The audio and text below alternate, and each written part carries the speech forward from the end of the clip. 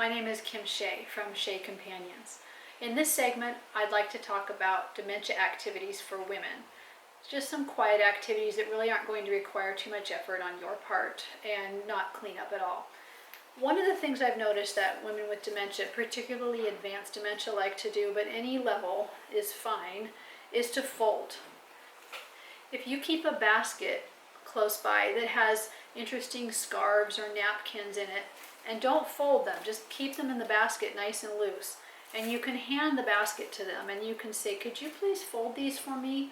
Or you might not even have to ask. I've noticed before when I just dump the clothing or the scarves out, women will sit there and they will fold. And there's just something that's very soothing about that for them, and they'll just sit there and fold it and stack it.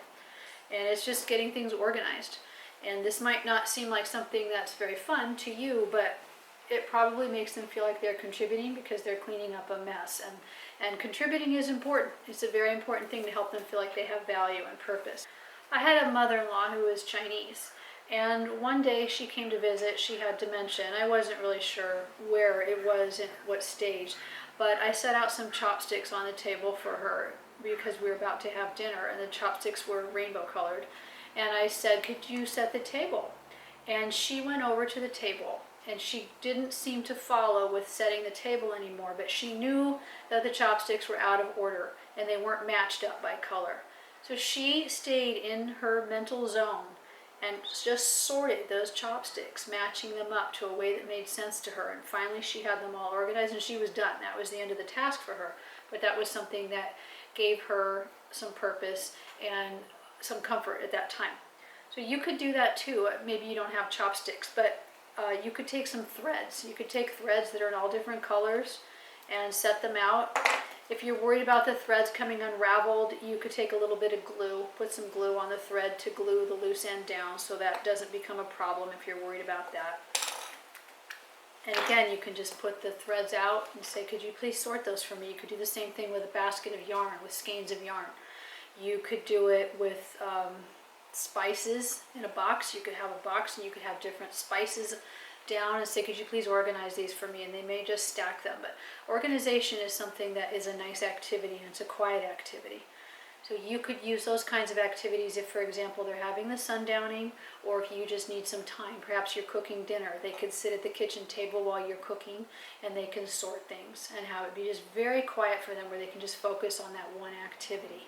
You could also have a junk box for them where you put things like a few items, like a couple of pieces of cloth and some skeins of yarn and a couple rolls of thread and some photographs and some postcards and some greeting cards. Just let them look through the box. Let them take the time to sit there and sift through the items in the box. We don't know what memories are being stirred up and what thoughts are happening all the time with somebody with dementia, particularly if it is advanced. But it doesn't mean it's not serving a purpose for them to be looking at things and touching things and smelling things. These are some activities that somebody with dementia can do, and they're just basic activities of daily living type activities, housekeeping essentially. But they're things that they might find very satisfying, so give it a try. And if you have had any activity success with somebody you're caring for, and it's something simple like this that we can all easily do, please share it with me. Please put it in the comment section below. I'd love to be able to share it with everybody else so we all can learn. We're all in this together, trying to make the world as nice as possible for the people we're caring for and making them as happy as possible. And we're also trying to take care of ourselves as caregivers and give the people we're taking care of something to do so we can focus on what we need to do as well and take a breather. Thank you for watching. My name is Kim Shea.